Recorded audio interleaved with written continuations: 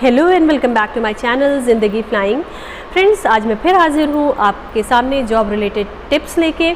और जैसा कि आप सभी जानते हैं कि मैं बाय प्रोफेशन एक लाइब्रेरियन हूँ, तो आज मैंने अपनी लाइब्रेरी से एक बहुत अच्छी बुक सेलेक्ट की है जिसके राइटर है रॉबर्ट ग्रीन, और उन्होंने बहुत अच्छी बुक लिखी है जिसका टाइटल है 48 लॉज ऑफ पावर। ये पावर मीन्स पावर, जो हम लोग पहले बोला करते थे, अब ये पावर हो गया है, तो आप समझ जाइएगा ना, ये पावर ही है। तो ये 48 लॉज ऑफ जो पावर मैंने पढ़ी है, इसमें बहुत सी चीज़ें थी, लेकिन मैंने अभी कुछ ही पॉइंट्स में निकाले हैं जो मैं भी पर्सनली इम्प्लीमेंट करूँगा। मुझे लगता है कि आपके लिए भी बेनिफिशियल हो सकते हैं। तो स्टार्ट करते हैं। मेरा जो पहला पॉइंट है वो है यूज़ सेलेक्टिव ऑनेस्टी। हम बचपन से ही पढ़ते आए हैं honesty is the best policy, लेकिन भैया अपने कमरे में करते रहो ऑनेस्टी, कोई नहीं आएगा। बने रहो ऑनेस्ट, कोई नहीं देखने वाला, कोई नहीं पूछने वाला है, जब तक कि उस ऑनेस्टी का शोकेस नहीं करेंगे आप। तो मैं ये नहीं कह रही हूँ कि आप ऑल द टाइम ऑनेस्ट ना रहिए। ऑनेस्टी आपके दिल के लिए भी बहुत अच्छी है, आपके कॉन्फिडेंस के लिए बहुत अच्छी है, आप हर चीज़ ऑनेस्टी से करिए, लेकिन उस ऑनेस्टी को आपको शोकेस भी करना है कि yes you are an honest person. तो आपको यही पहला हमारा जो फॉर्मूला है वो यही बता रहा है, जिसको मैं थोड़ा एलेबोरेट करने के लिए एक पॉइंट या शॉर्ट स्टोरी मैं क्या वही राइटर ने लिखी है वो मैं बता रही हूँ कि एक विक्टर नाम का आदमी होता है जो कि एक कॉन आर्टिस्ट होता है। कॉन आर्टिस्ट मीन्स जो ट्रिकी तरीके से लोगों के पैसे मारने में माहिर होता है, that is called cone artist. तो वो एक डॉन के पास जाता है जिसका नाम होता है कैपून। वो उससे कहता है कि सर प्लीज़ मुझे $50,000 दे दीजिए and I will return it back after 60 days, और मैं उसको डबल करके आपको दूंगा। तो जो डॉन होता है वो कहता है ले जाओ, ठीक है, उसके लिए इतनी बड़ी बात नहीं होती, कहता है ले जाओ लेकिन रिटर्न ज़रूर करना, जानते हो उसके बाद तो तुम्हारा क्या होगा, तुमने रिटर्न नहीं किया। तो वो कहता है नहीं नहीं डोंट वरी सर, मैं रिटर्न कर दूंगा। 60 डेज़ जो होते हैं वो ये विक्टर आराम से लेट के निकालता है, और 60 डेज़ के बाद आता है और कहता है I am really sorry sir, मैं आपका पैसा डबल नहीं कर पाया। तो जो कैपून होता है डॉन, वो एकदम गुस्से में खड़ा होता है। उससे पहले ही कि वो कुछ बोलता, विक्टर उनके जो पैसे होते हैं वो निकाल के देता है कि सर ये आपके $50,000 हैं, मैं इसे सॉरी मैं डबल नहीं कर पाया, लेकिन मैं रिटर्न कर रहा हूँ ऑनेस्टली आपको, क्योंकि मैं मारना नहीं चाहता था आपके पैसे। ये सुन के जो कैपून होता है डॉन, वो बहुत खुश होता है कि वो जानता था कि वो जिसको पैसे दे रहा है या तो फिर वो उसको $50,000 से उसको जस्ट $1 लाख मिलेंगे, लेकिन ये वो सोचता था कि वो पैसे मर भी सकते हैं क्योंकि वो एक कॉन आर्टिस्ट को दे रहा है। तो अनएक्सपेक्टेडली वो ये हुआ कि उसने उसके पैसे रिटर्न कर दिए, यानी ऑनेस्टी दिखा दी। वो उसकी ऑनेस्टी से इतना खुश हुआ कि उसने उसमें से उस मनी से उसने $5,000 विक्टर को दे दिए इनाम के तौर पे। और विक्टर को क्या चाहिए था? विक्टर की ट्रिक ही यही थी, उसने अपनी सेलेक्टिव ऑनेस्टी दिखा के राइट टाइम पे वो 5,000 ही चाहिए थे, उसे $5,000 ही चाहिए थे, और एक डॉन के हाथ से उसने वो 5,000 बिना किसी रिस्क से ले लिए। तो उसने क्या किया, उसने एक अपना ऑनेस्टी राइट प्लेस पे दिखाई। हालांकि वो उतना ऑनेस्ट नहीं था। मैं आपसे फिर कह रही हूँ कि इस पॉइंट में मैं ये नहीं कह रही हूँ कि आप पर्टिकुलर टाइम पे ही ऑनेस्ट रहिए, आपको हर टाइम पे ऑनेस्ट रहना है। तो आप लेकिन आपको हर टाइम ऑनेस्ट रहना है और उस ऑनेस्टी को शोकेस भी करना है अपने बॉस के सामने। तो ये रहा मेरा पहला टिप। दूसरा फॉर्मूला है ऑलवेज बी अनप्रेडिक्टेबल, यानी कि हमेशा ऐसे रहो कि कोई तुम्हारे बारे में अंदाज़ा ही ना लगा पाए कि तुम्हारा अगला मूव क्या होने वाला है। यानी कि ये नहीं कि बस एक ही जैसे बनने की आप ऐसा ही रिएक्शन देंगे, आप ऐसे ही करेंगे, अगर फलाना के साथ हमने ऐसा किया तो वो ऐसा ही करेगा। तो इतना पर्टिकुलर नेचर अपना ना बनाइए कि आप लोग आपको प्रेडिक्ट कर ले कि मैं इसको यहाँ हार्म करूँगा तो ये रो देगी, मैं इसको ये करूँगा तो ये करेगी। तो इतना प्रेडिक्टेबल नहीं बनिए कि लोग आपके बारे में अंदाज़ा लगा लें आपके अगले मूव के बारे में। आपको बनना है अनप्रेडिक्टेबल, यानी आपके बारे में कोई अंदाज़ा ना लगा सके।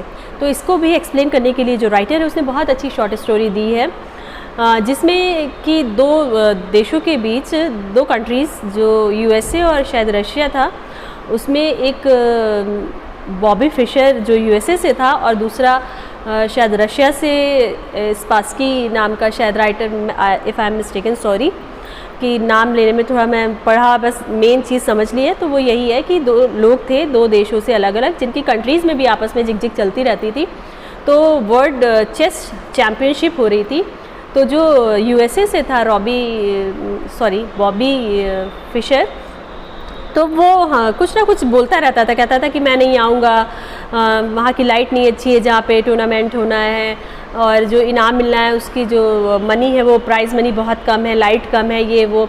तो और जो दूसरे देश का रशिया का था स्पासकी, तो वो कहता था अरे आने दो, मैं हरा दूंगा उसको। लेकिन क्या होता था, हमेशा जो है कुछ ना कुछ बहाने मारता रहता था जो बॉबी फिशर था। तो यही पहला मैच शुरू होता है, बॉबी फिशर अपने टाइम पे नहीं पहुंचता है, और जो रशिया का प्लेयर होता है वो बहुत कॉन्फिडेंट हो जाता है कि मैं तो अब इसको हरा ही दूंगा। सेकेंड टाइम भी ऐसा होता है कि वो देर से पहुंचता है बॉबी फिशर और कहता है कि अरे लाइट नहीं है यार, ये क्या हो रहा है। ऐसा लग रहा था कि उसको कोई इंटरेस्ट ही नहीं है गेम में। वो दूसरा गेम भी आ जाता है। तीसरे गेम में थोड़ा सा फोकस दिखता है और ऐसा मूव खेलता है और धीरे से आंख उठा के बोलता है कि मैं तुम्हें बर्बाद कर दूंगा स्पासकी, और ये कह के वो उस मैच को जीत जाता है बहुत अच्छे से।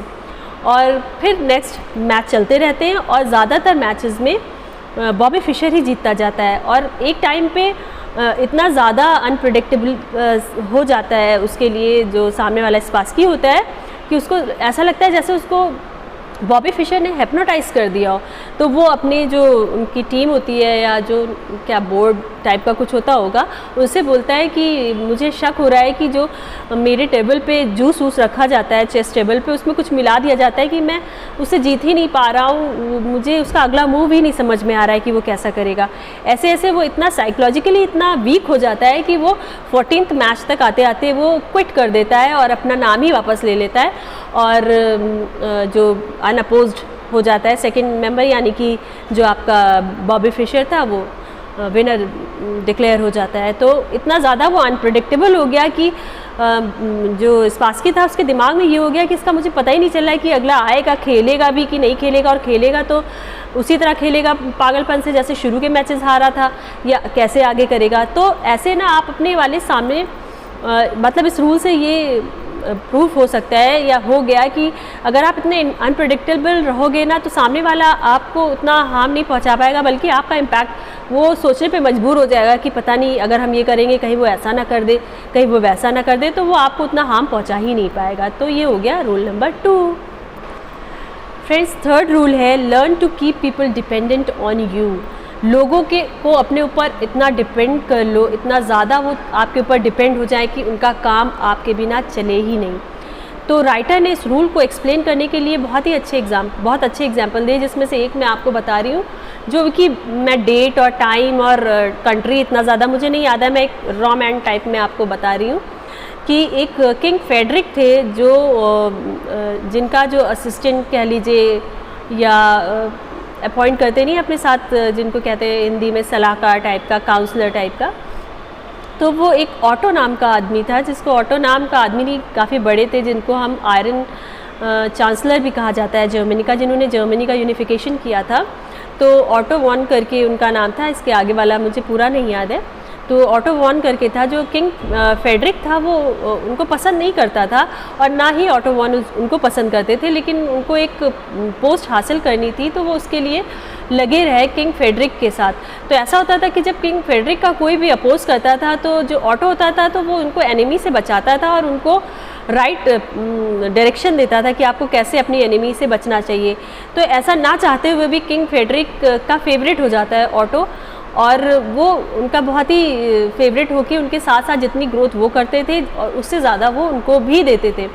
फिर ऐसा होते हुए कि फिर 1861 में जब किंग फेडरिक की डेथ हो गई तो उनका भाई विलियम भी गद्दी पे बैठा, और वो ऑटो को बहुत नापसंद करता था, वो बिल्कुल भी पसंद नहीं करता था ऑटो को, लेकिन उसकी मजबूरी बन गई क्योंकि उसको कुछ आता नहीं था, एकदम से उसको राजपाट मिला तो उसको कुछ नहीं आता था, तो उसको ज़रूरत थी किसकी, ऑटो की, क्योंकि ऑटो के अलावा कोई नहीं जानता था कि जो फेडरिक थे वो कैसे राज्य चला रहे थे। तो वो ऑटो को ना चाहते हुए भी उसे अपॉइंट करना पड़ा अपने साथ, और वो आगे आगे वो भी उसने भी ऑटो ने भी वैसे ही किया जैसे वो किंग फेडरिक के साथ करता था। वो उनको एनिमीज से बचाता रहा और उनकी हाँ में हाँ मिलाता रहा, उनको गाइड करता रहा, और ऐसे करते करते वो एक दिन आयरन काउंसलर बन गया, यानी, और उसी के हाथ में विलियम ने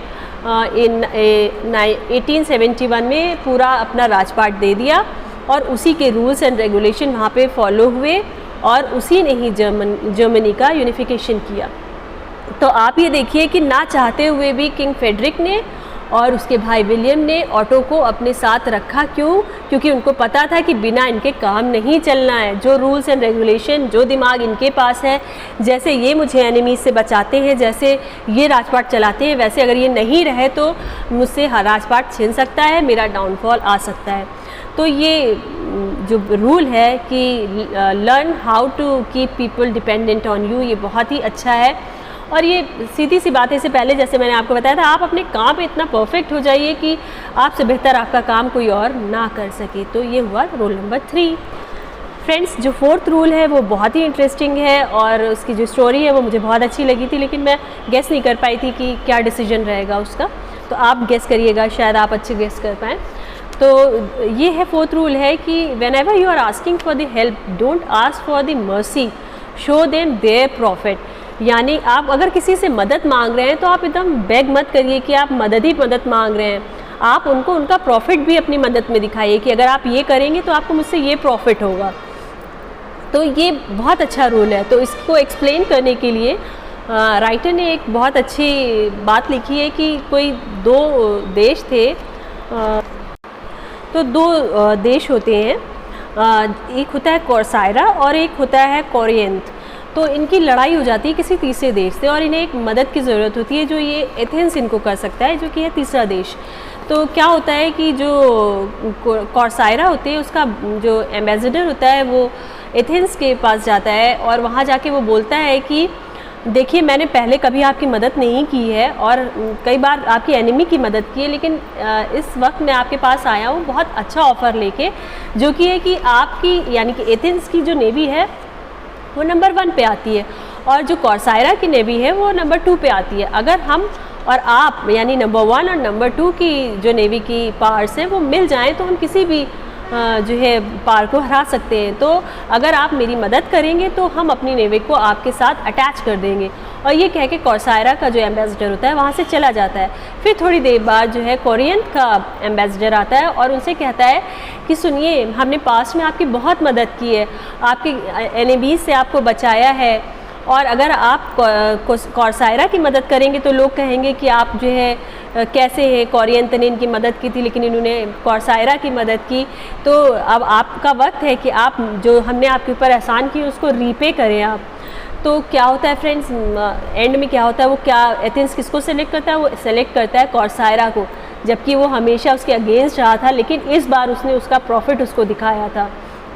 जबकि अगर आप ह्यूमैनिटी के बैकग्राउंड पे देखेंगे तो उसको मदद करनी चाहिए थी कोरियंथ की, क्योंकि कोरियंथ उसको पास्ट में मदद कर चुका था। लेकिन प्रैक्टिकल लाइफ में ऐसा नहीं होता है फ्रेंड्स। मैं आपको कभी भी ये नहीं कहूँगी कि आप किसी के साथ डिच करें या कुछ करें, लेकिन एक्सपेक्ट मत करिएगा कि क्योंकि अब दुनिया बिल्कुल प्रैक्टिकल हो चुकी है। आपकी मदद तभी करेगी जब उसको उसमें प्रॉफिट दिख रहा होगा। यहाँ पे भी यही हुआ कि कोरियंथ हमेशा एथेंस के साथ रहा, लेकिन वक्त पड़ने पे जब एथेंस को कॉर्सायरा से प्रॉफिट दिखा तो उसने कॉर्सायरा का साथ दिया। तो ये हो गए आज के 4 रूल।